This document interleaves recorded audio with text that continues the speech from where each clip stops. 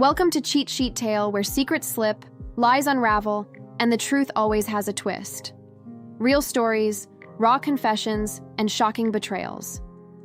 Drop a comment if you've ever caught a red flag too late. Now let's get into today's tale. I paid for my brother's wedding, then discovered $8.4 thousand missing. Mom mocked me, saying you can't do anything. But when I reached into my bag and the house shook, they weren't laughing anymore. And when they awe who entered next, Reddit torch here. So yesterday was my little bro Caleb's wedding, and it was such a blast. Joel, my boyfriend, who's a lawyer, and I were all set to head back to Seattle. Before we checked out of the hotel, I decided to settle the bill using my banking app, but when I opened it up, I was totally shocked. "Joel," I croaked, voice shaky. "What's wrong?" he asked. "My account, $8,400 is missing." I couldn't believe it. Joel glanced at my phone and saw what I was freaking out about. Just last weekend, there was over $10,000, and now it's down to $1,600. He quickly dove into my transaction history and found some weird stuff. $2,000 transferred as a credit. Card payment under my sister Lana's name.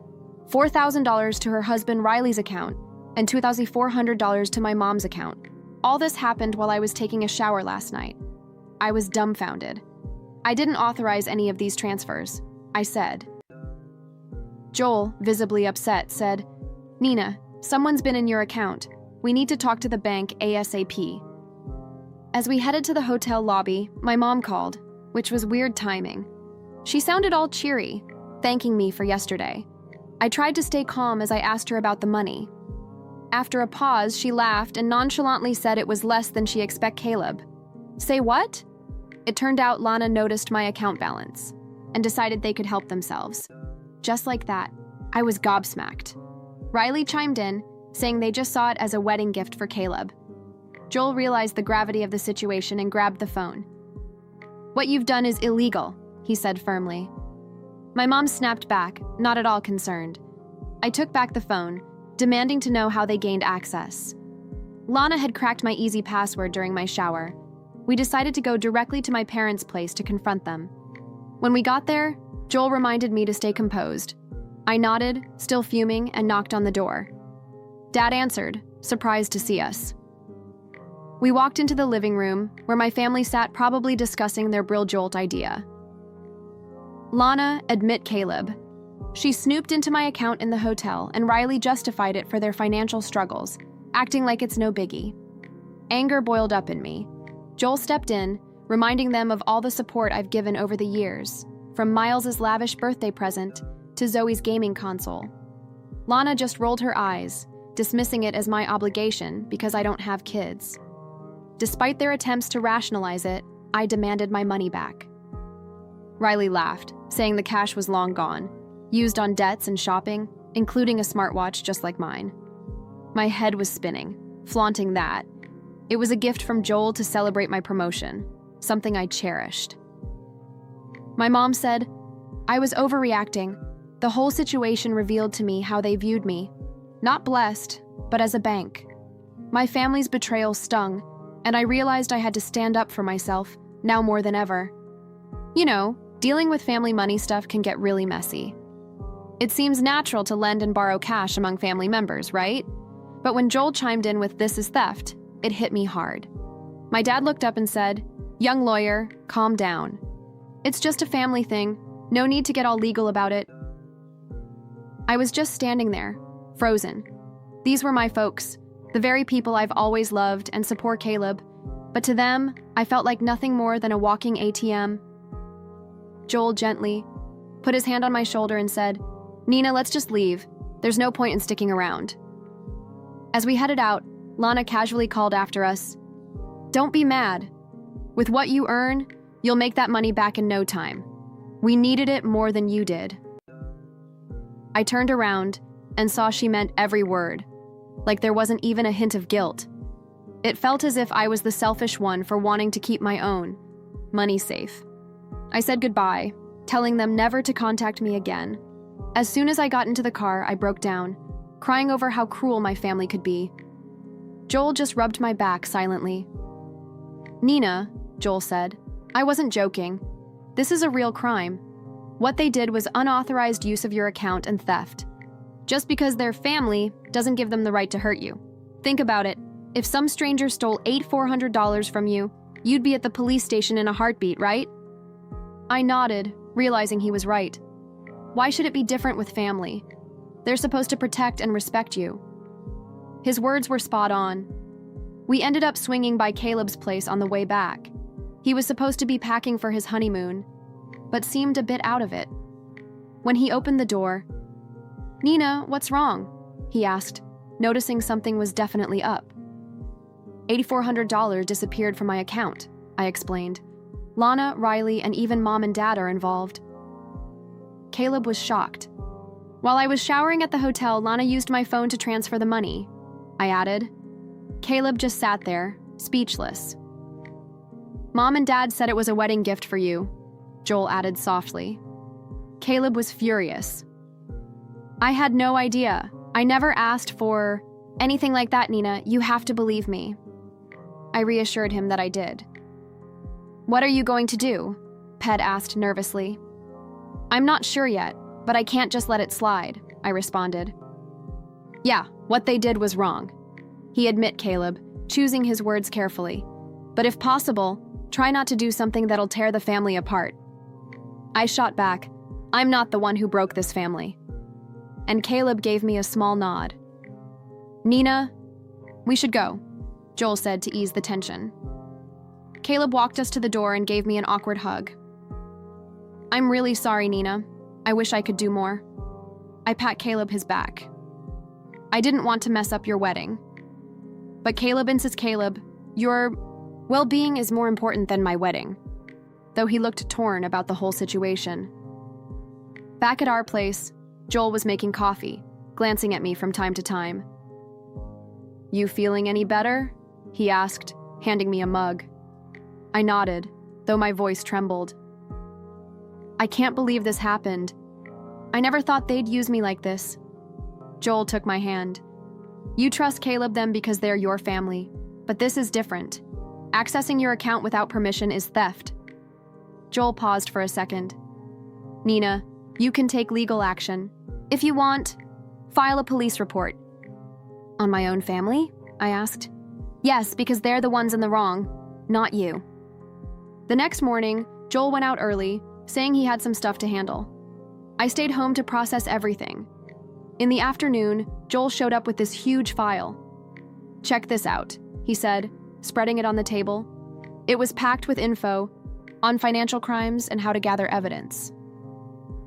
I talked to a colleague who knows about financial crime, he explained. Turns out, family members taking advantage of high earners is more common than you'd think. Flipping through the docs, I felt uneasy. Do we really need all this? They're my family. Joel looked serious. Nina, what they did was a crime. If you let it slide, they might just do it again and take more next time. Okay, so what's the plan? I asked. First, we gather all. The evidence, bank statements, any signs of unauthorized access, the works. So from that day forward, I jumped into a full-on deep dive into my finances from the past 3 years. I went all out, sorting through every single thing by the date. Bank statements, transfer records, emails, and even text messages.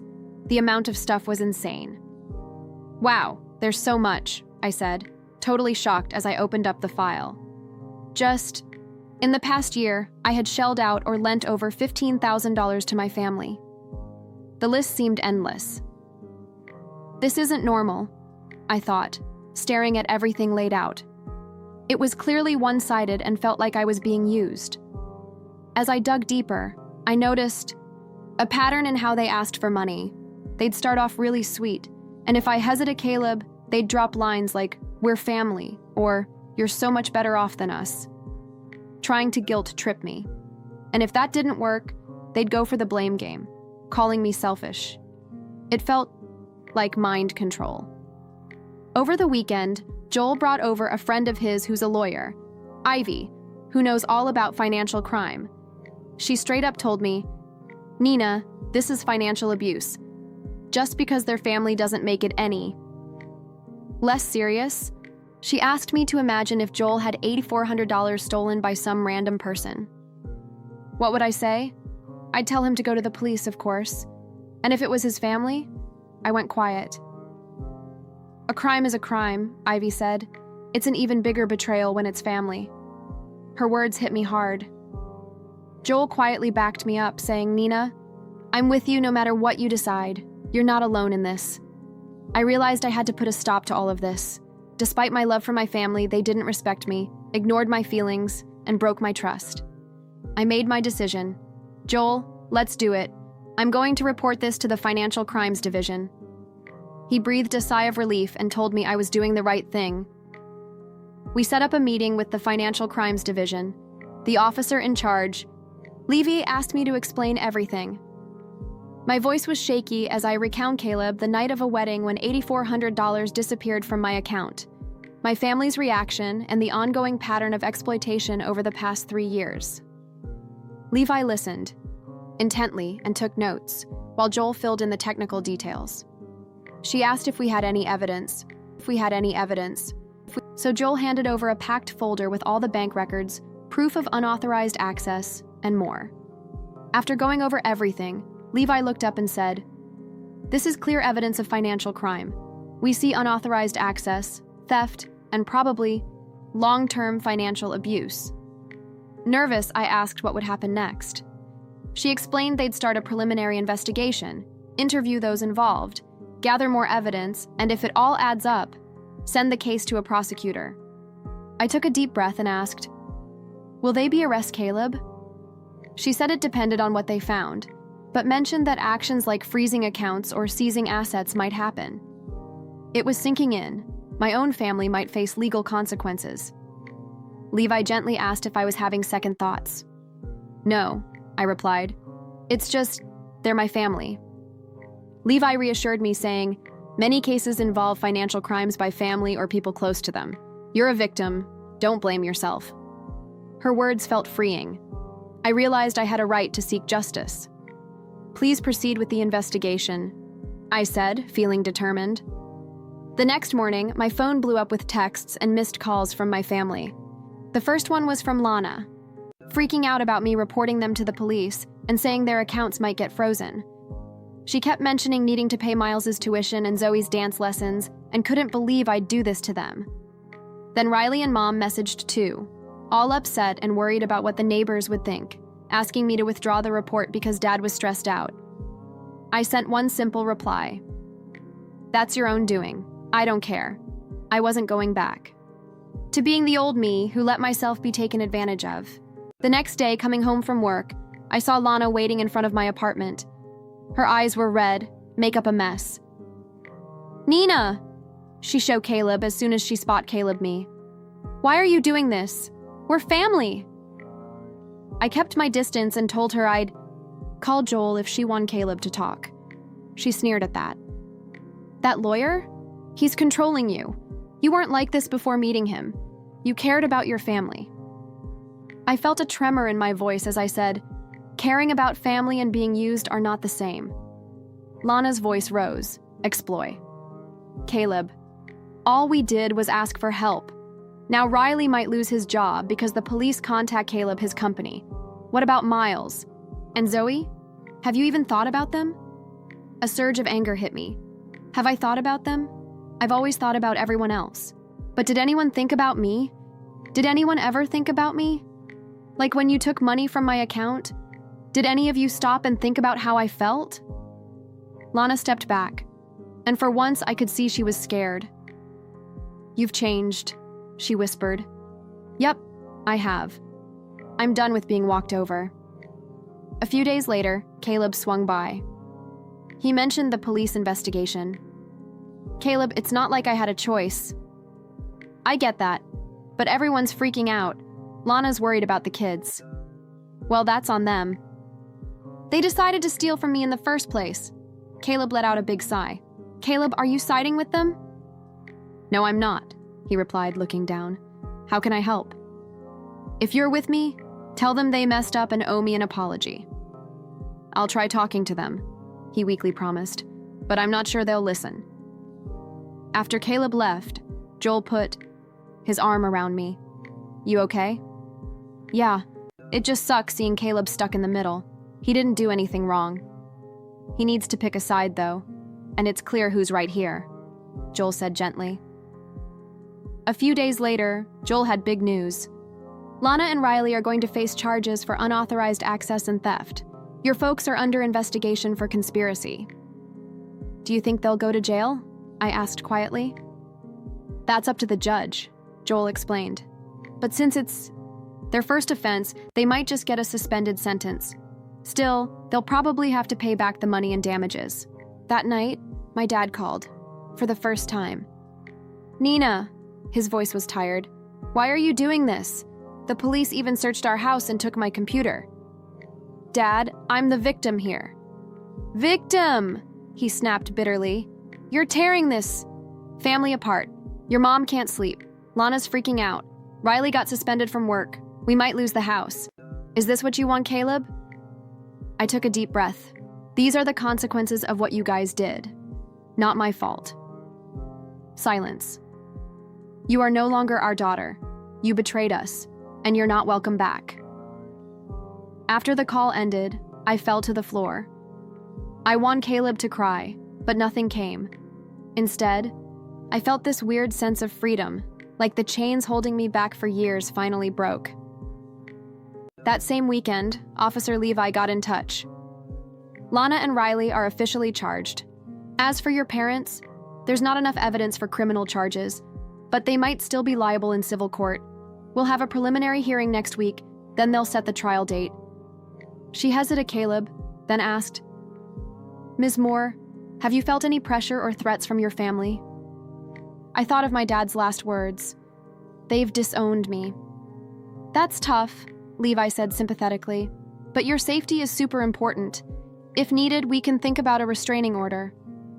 I told Joel everything, what my dad said and how I felt cut off from my family. "Nina, you're doing what's right," Joel insists Caleb. "They have to face the music for their actions, and it's not your fault." "But I lost my family." "Real families respect and care for you," Joel said quietly. "They didn't respect you. They crossed your boundaries and broke your trust. That's not what family does." A few days later, I found an envelope on my desk from someone named Owen Davis. I remembered she was Riley's cousin, Rella Caleb to Lana's husband. "Dear Nina," the letter star Caleb. "You might not remember me, but we met at family gatherings. I heard what you did and wanted Caleb to say thanks." I was surprised and kept reading. I was in a similar spot. My family kept borrowing money and never paid it back. When I said no, they called me selfish. But knowing you stood up for yourself gave me the courage to set boundaries and say no. Thank you for your bravery. Holding the letter close, I felt like I'd finally done something right. It wasn't revenge. It was about protecting myself and empowering others like Owen. Over the weekend, Joel said, "Let's go somewhere nice," to clear our heads. He drove us to this stunning lakeside spot outside Seattle. As the sun set, the lake turned a brill jolt orange. "Wow, this place is amazing," I said, amazed. Joel took my hand and led me to a dock lit with candles and a small table. "What's all this?" "I wanted Caleb today to be special," he grinned. "We had an awesome dinner." And as the stars came out, Joel suddenly got up. "Nina," he said, kneeling and pulling a small blue velvet box out. So there I was, with my heart pounding like crazy. Joel, with all seriousness, told me, "I've really noticed your strength and bravery these past weeks.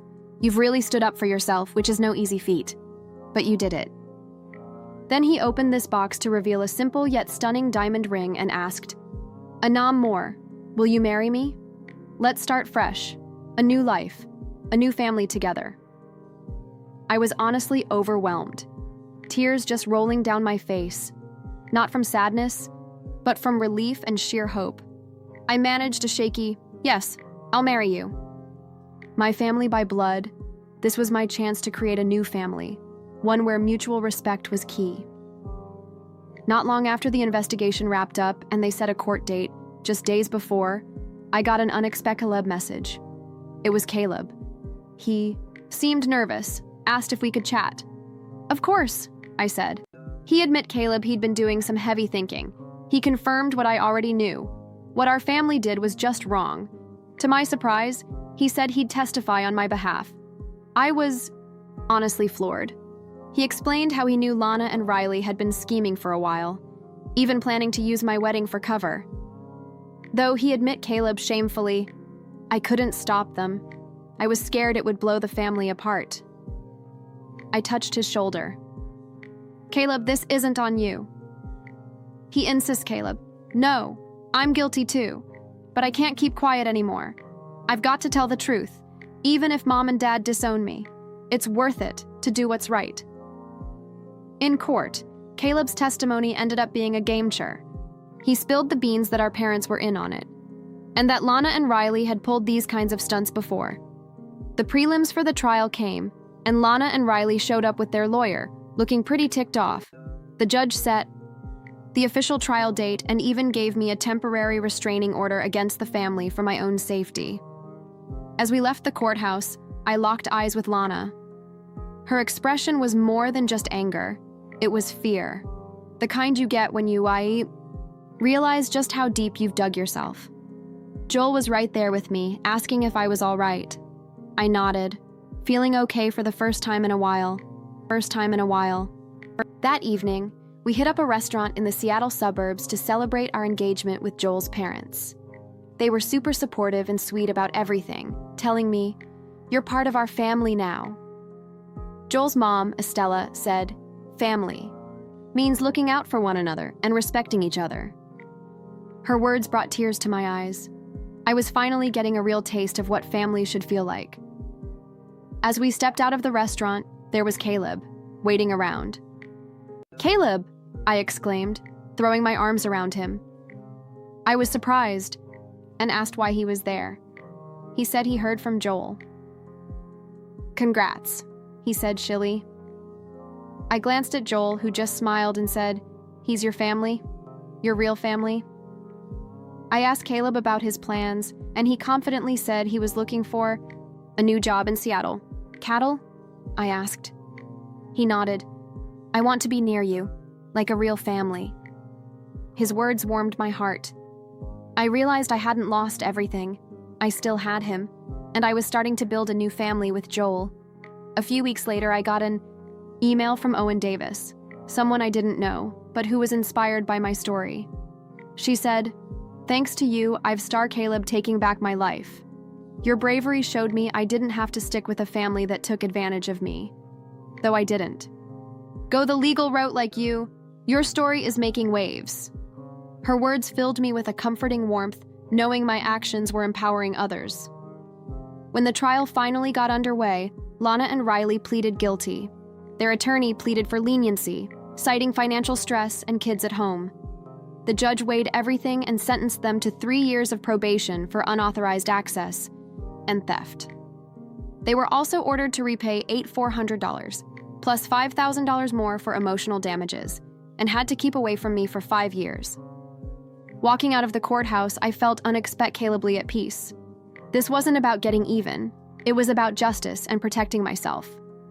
That evening, the local news covered my story under the headline, "The Reality of Financial Crimes Within Families," but kept my identity anonymous. It sparked conversations about financial abuse in families. Soon after, my inbox was flooded with messages from strangers who had been through similar situations, thanking me for my courage. So all this stuff started Caleb rolling in. Joel was grinning next to me and said, "Hey Nina, you're becoming a beacon of hope for so many people." 60 days zipped by after the verdict, and the payment deadline slipped past without a peep. Then, out of nowhere, big news dropped. The court had finally put the hammer down. Lana and Riley found their bank accounts frozen, and some of their stuff was taken to pay off the damages. Plus, Riley's company gave him the boot because he got nailed for financial crimes. One of Joel's buddies mentioned their house might be up for grabs, since with the accounts frozen, they couldn't pay the mortgage anymore. The day after they hit Riley with a restraining order, more news broke out. His employer officially let him go because of the charges. Joel's friend also said their home was in jeopardy. Since their funds were locked up, they couldn't keep up with the mortgage payments. It seemed like my parents were in the same boat. Even though I felt a twinge of guilt hearing all this, Joel's words echoed in my head. This was the fallout from their decisions. It wasn't on me. Finally, I felt like I had found myself again. I was heading in a fresh direction, shaking off the chains that had been labeled family. Now, I was set to create connections with a real family. If you want more stories, subscribe to Reddit Torch.